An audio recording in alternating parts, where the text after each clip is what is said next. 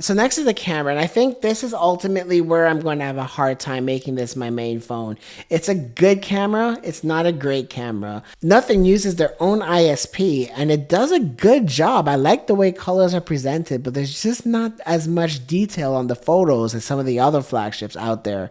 One of my favorite things to do is to take a phone to a concert, and I feel like that's the ultimate stress test. Testing out the microphones, testing out the video, testing out the photos. So like I saw Kesha recently, and there was a moment in time where she came like literally right in front of us, and I needed a trusty phone to make sure I take a picture because everything was happening fast. Everybody was like bumping into me. They tried to get next to her and all that stuff. So I just grabbed this Nothing Phone 3 and snapped a few pictures, and a lot of them turned out good, and they are good enough too. And so that's one thing about cameras that a lot of other reviewers I notice don't really talk about is moving subjects or getting a photo quickly and having the photo being usable. And this does pass a test. It doesn't excel in the test, but it does pass.